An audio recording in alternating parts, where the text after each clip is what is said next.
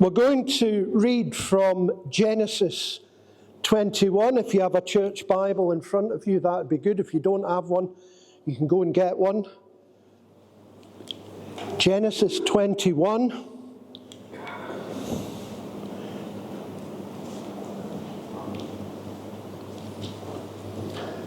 And we're joining Abraham this morning in the desert.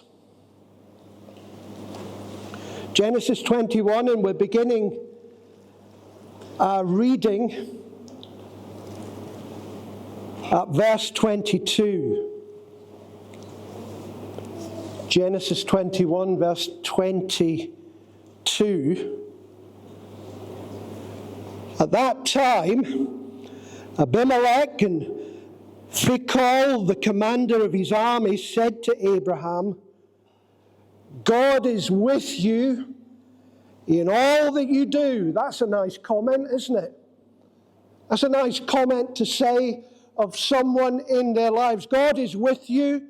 I recognize it in all that you do. What a wonderful thing. Now, therefore, swear to me here by God that you will not deal falsely with me or with my descendants or with my posterity. But as I have dealt kindly with you, so you will deal with me and with the land where you have sojourned. And Abraham said, I will swear. When Abraham reproved Abimelech about a well of water that Abimelech's servants have seized, Abimelech said, I do not know who has done this thing. You did not tell me, and I've not heard of it until today. So Abraham took sheep and oxen and gave them to Abimelech, and the two men made a covenant. Abraham set 7 ewe lambs of the flock apart, and Abimelech said to Abraham, what's the meaning of these 7 ewe lambs that you've set apart?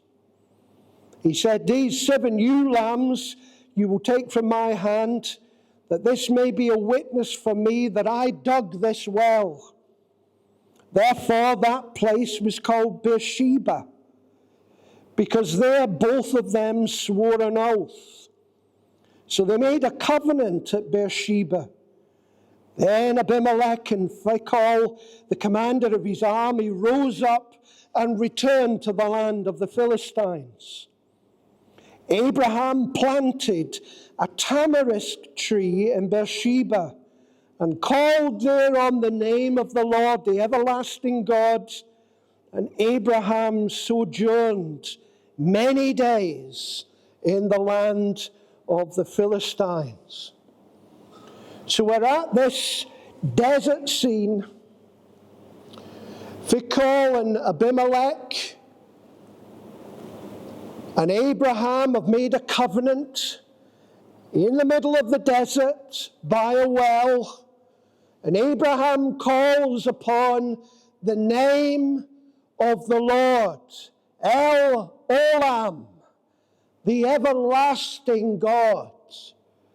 And he plants a tree for the future generations to see that God is an everlasting God, and to remember that this well and this tree, one was dug and the other planted by Abraham.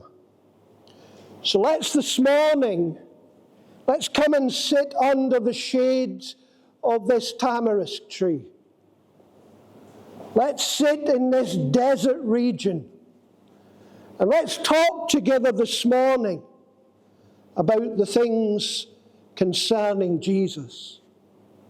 I want you to imagine that you're in a desert region, you're under the tamarisk tree by the well, and we've gathered there to think and to talk together about Jesus. The first slide, if I may.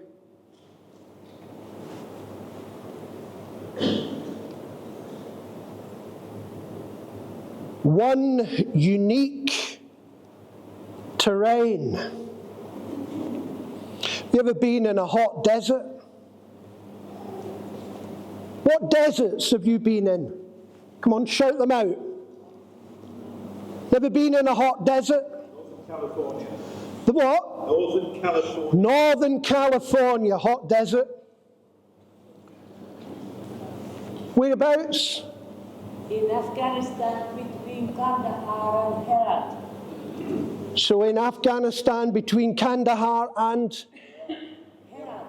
Herat, Herat, near Iranian border. near the Iranian border.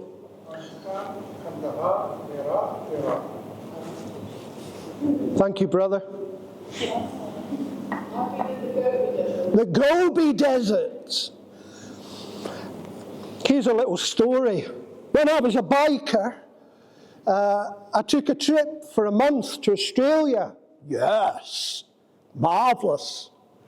And part of that, someone lent me a big Harley Davidson. Big, what I would call an armchair on wheels. It had an enormous big fairing on it. And at the back, it had a seat that you melted into with armrests and two big aerials sticking out of the panniers. It was silver, and it had a lot of revs. And it had this windscreen that when you pressed the button on by the handlebars, it went zip, zip. It was marvellous. And so there's me riding up the Hume Highway from Melbourne to Canberra with a friend of mine who had said to me, let's go and take a visit to such and such a motorcycle club. It's only up the road. Well, this was a 9-hour ride up the road on the Hume Highway. And the Hume Highway takes a journey right through the red sands. And all you can see for miles around is little scrubs and miles of sand, just red dirt. If you've ever seen pictures of highways in Australia, hours and hours and hours. And it was marvellous. I had my shorts on a bike. There was hardly any traffic. I mean, I'd ride with this brother behind me, and we went for half an hour at least without seeing another car, and then another 45 minutes without seeing another car. It was marvellous. But the brother didn't tell me before we left that I needed sunblock. And so I'm riding, and because the cool air is riding with you, you don't notice because it feels wonderful. You're just in a world of your own, especially because I was in Australia, having AC/DC blasted out of the speaker system as I'm riding up the Hume Highway. Absolutely amazing. Highway to Hell, it was playing with all of its guts, and it was marvellous. But nobody told me about sunblock. So after riding 9 hours, not all in the one go, but stopping at various places to fill up with fuel, fill up with water, and off we went again. We rode from sunup till sundown and beyond. And that was great when we got there. And for about the next half hour, everything was hunky-dory. And then the skin began to tighten. And then the cracks began to appear all over my face. And I said, what's going on here? And the brother said to me, that's why we have sun cream, brother. Not in an American voice, by the way, in an Australian voice. That's why we have sun cream. I went, sun what? He said, yeah, when you're riding in the daylight, you need sun cream because you wouldn't notice from the UV rays and the heat of the sun. Well, with Abraham, we're in the Negev, one of the hottest places on earth. This is the desert that in future years the children of Israel will say to Moses, what, Moses, have you brought us out of Egypt to die here? The same desert. Hot, arid, a place where nothing grows, or if it does grow, it grows really slowly. A place that is terrible in the day heat and freezing at the night time. A place that is unwelcoming and unforgiving. Sounds a bit like some of our life experiences, doesn't it? Arid, dry, a desert experience. No refreshment. Doesn't seem as if there's an oasis in sight. And the trudging noonday heat wearies the heart and the soul as we try and walk with what we know of God in this desert. It's an all too familiar place for some of us, isn't it? It's a unique terrain. And here's the place that in the chapters that we're looking at, a place where Abraham and Sarah have chosen to come to. A place where they've left the Ur of the Chaldees, they've come from there, they've come into this desert experience. It's a place where both the sons, Isaac and Ishmael, are born. It's a place where Tamar is sent out. It's a place where Tamar and the son Ishmael got refreshment from the same well. An unforgiving place where no growth can happen. A very unique place on the face of the earth, and for us at times, a very unique set of circumstances that we are only all too aware of. The desert. No growth. No faith. No God. So what has, as we're sitting under the tamarisk tree this morning, what has the Lord to teach us about this desert experience? What does the Lord teach us here about Abraham?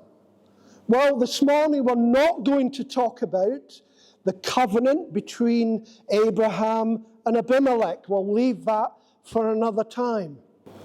Salt exudes in the coolness of the air in the tamarisk tree.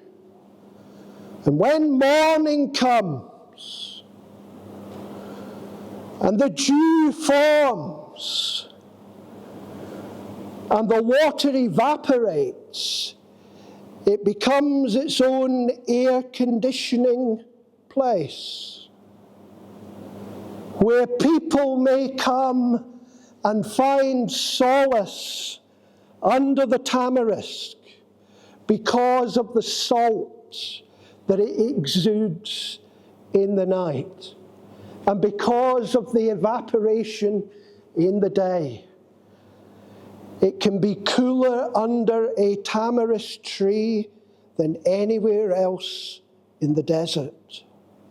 Come unto me, all you who are weary and heavy laden, and I will give you rest.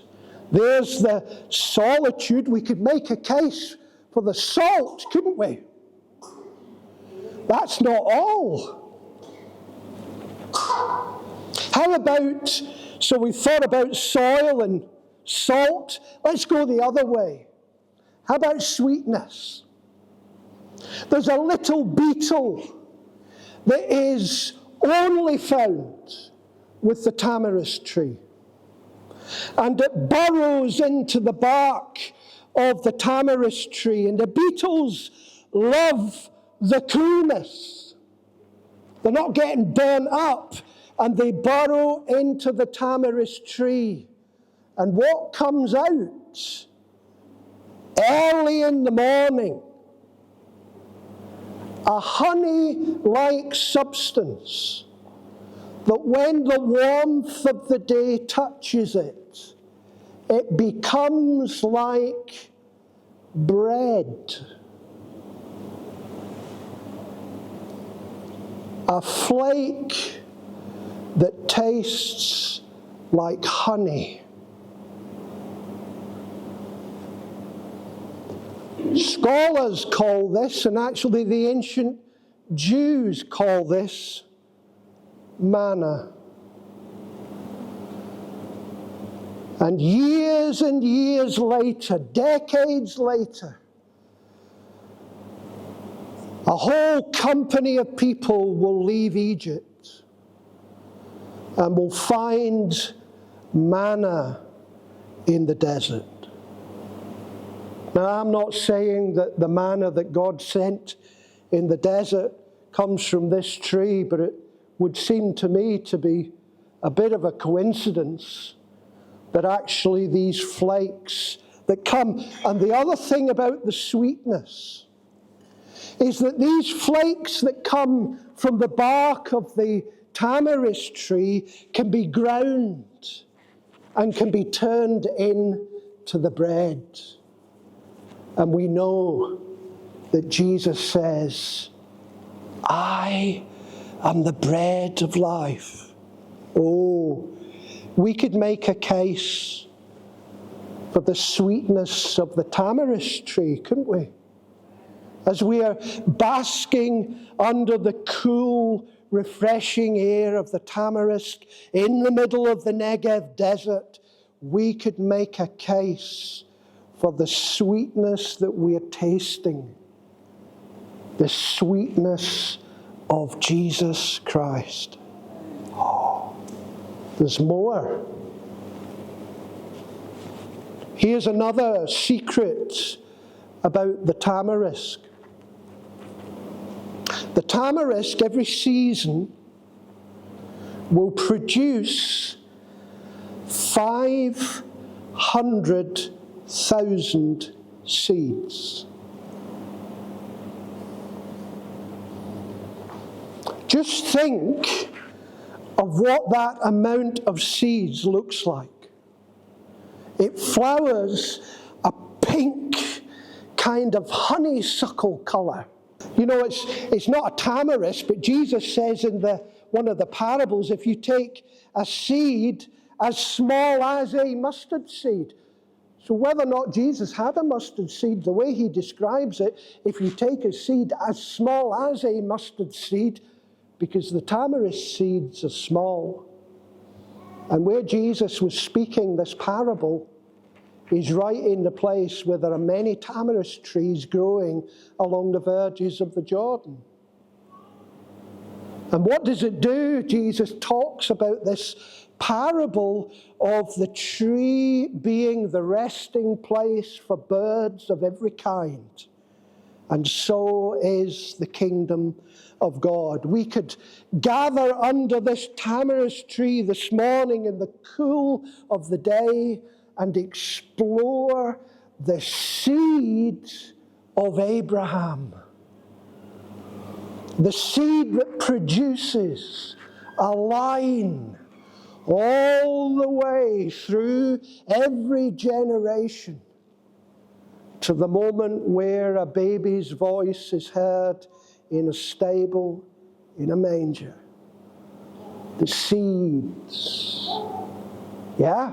Here's another secret about the tamarisk tree.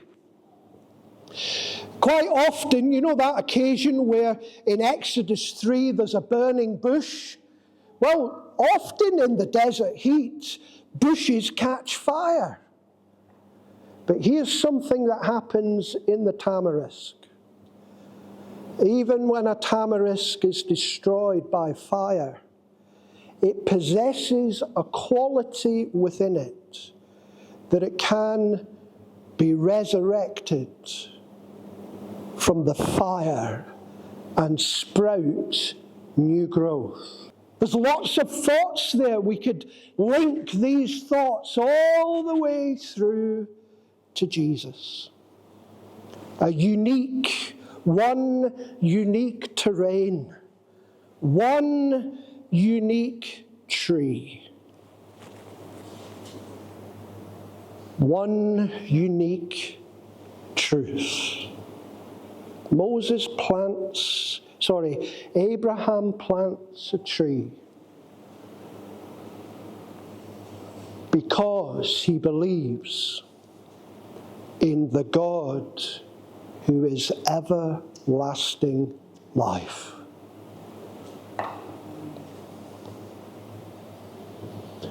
Listen to the words that we find in the first epistle of John concerning Jesus.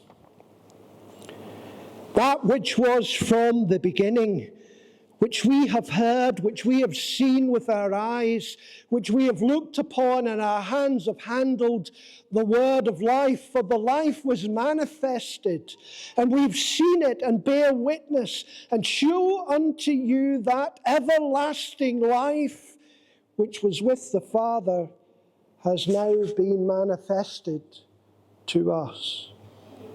We could spend some time in this Negev desert under this tamarisk tree thinking about one unique truth: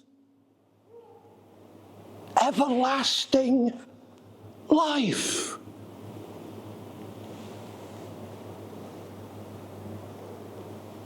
For every generation to come. And there is an occasion later on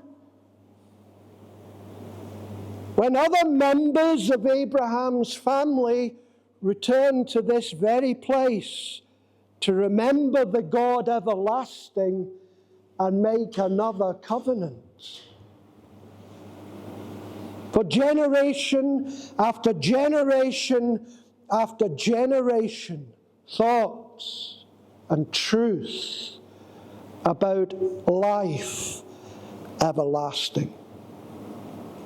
There's another well in another place where a woman comes at the heat of the day, and there's Jesus, and through a long conversation Jesus asks, "Will you give me a drink?" And she says, "The well is deep and you've nothing to draw with." Jesus says, "If you knew who it was who was standing before you today, you would have asked him, and he would have given you everlasting life." So under this tamarisk tree, in this Negev desert, where nothing ever grows, there's a promise. As we sit there with Abraham, as we bask in the coolness, and as we eat of the flakes of honey, as we look at the salt and wonder and amazement why it's cooler here than in other places. And when we talk and think about Jesus, we're left with the truth of this place. That God is an everlasting God. And He offers us everlasting life. Time would not permit me this morning to talk about the well, where Jesus stands up in John 7 and says, "Come unto me, everyone who thirsts, and I will give you living water." Time will not permit me this morning to stand up and talk in any great detail about the Jesus who says, "I am the bread of life." Time will not permit me this morning to talk about any of the promises of Jesus that we find in the story of the tamarisk tree. But one thing is true. As we sit here under the coolness of this tree, we have to say of God, everlasting God, you give everlasting life to us. And we are so thankful.